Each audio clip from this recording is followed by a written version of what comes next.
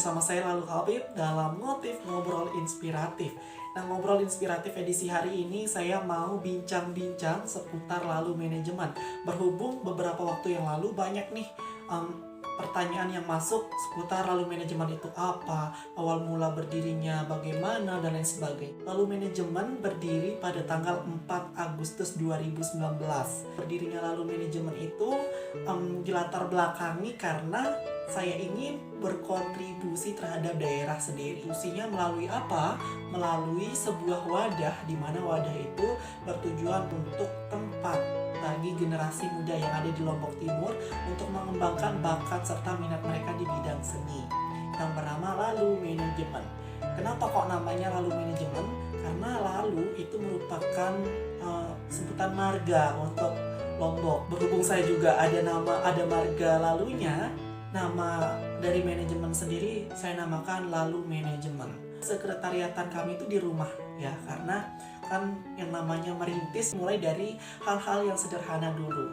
Awal mulanya Lalu Manajemen itu member kami berjumlah 10 orang. Di situ saya promosi nih, mengajak teman-teman yang ada di sekitar Sakra, kemudian Lombok Timur dan sekitarnya untuk bergabung bersama kami di Lalu Manajemen. Berjalannya waktu, akhirnya banyak yang minat nih terkait dengan cara promosi saya untuk penarikan member Lalu Manajemen. Banyak julitan yang masuk ke saya, banyak gibahan yang saya dengar di mana-mana.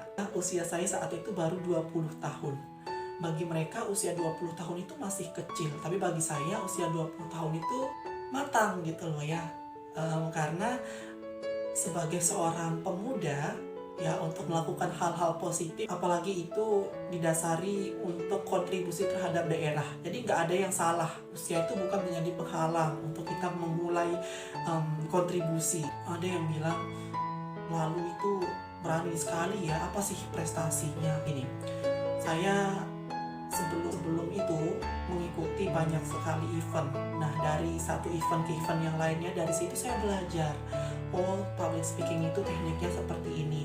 Oh, menjadi seorang role model itu seperti ini. Yang harus disiapkan itu seperti ini. Saya dapat ilmu baru dari pemateri yang satu. Saya dapat ilmu baru lagi dari pemateri yang lainnya. Nah, dari situ saya belajar. Oh, ternyata seperti ini. Oh, ternyata seperti ini. Nah, hal itu yang mendasari saya untuk mendirikan sebuah manajemen. Yang saya rasa gini, percuma ilmu yang saya dapatkan itu untuk saya sendiri. Yang saya pikirkan adalah gimana caranya supaya ilmu saya itu bisa bermanfaat untuk orang yang ada di sekitar saya.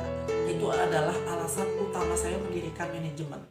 Masuk lagi gibahan dari mereka-mereka yang mungkin iri ya, entah iri karena apa. Kalian itu gak usah iri ke saya, karena saya masih merintis ya, masih merintis. Yang namanya merintis itu ya dimulai dari nol. Jadi banyak sekali halang rintang yang saya lewatin, banyak julitan yang saya dapatin, banyak gibahan yang saya dengar. Jadikan pembelajaran bagi saya pribadi untuk terus berbenah.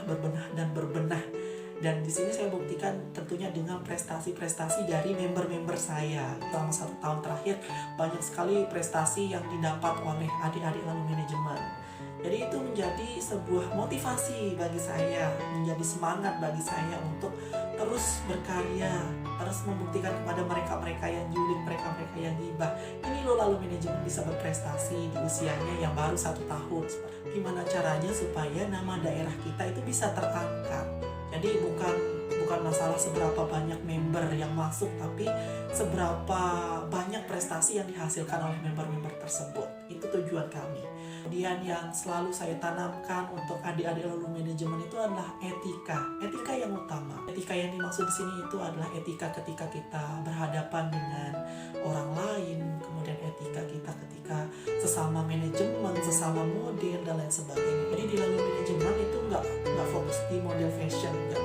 Jadi kita ada public speakingnya, ada tari tradisional, seni-seni lainnya juga. Karena di sini kita yang namanya berproses, harus menikmati prosesnya tentunya dengan niat yang tulus. Alhamdulillah sekali dari awal terbentuknya hingga saat ini prestasi semakin meningkat. Nah, saya sebagai founder, saya sebagai pengajar, di situ ada rasa puas tersendiri, ada haru, bangga Bangganya karena apa? Karena ilmu yang saya berikan itu bisa dicerna baik oleh adik-adik lalu manajemen. Sini banyak sekali pertanyaan yang muncul. Di sisi lain saya berada di luar daerah, sedangkan lalu manajemen itu adanya di Lombok. Gimana cara saya menghandle lalu manajemen? Di sisi lain saya berada di luar daerah itu untuk menuntut ilmu. Harapan saya semoga setelah saya lulus kuliah nanti saya bisa kembali ke daerah saya, bisa fokus untuk kontribusi saya tadi. Saya ada beberapa rekan yang membantu saya untuk menghandle adik-adik manajemen. Ada Mbak Yolanda Aprilia. Jadi Mbak Yolanda itu udah seperti saudara sendiri. Itu yang membantu saya untuk menghandle absensinya adik-adik lalu manajemen. Kemudian ada lalu Alvin Julianjani, di mana adik Alvin juga membantu saya untuk mengajar kepada adik-adik seputar catalog fashion seperti itu. Kemudian ada lagi Kak Isroi, Muhammad Isroi Rizky yang membantu saya untuk menghandle public speakingnya adik-adik. Jadi mereka itu adalah sosok di belakang layarnya lalu manajemen.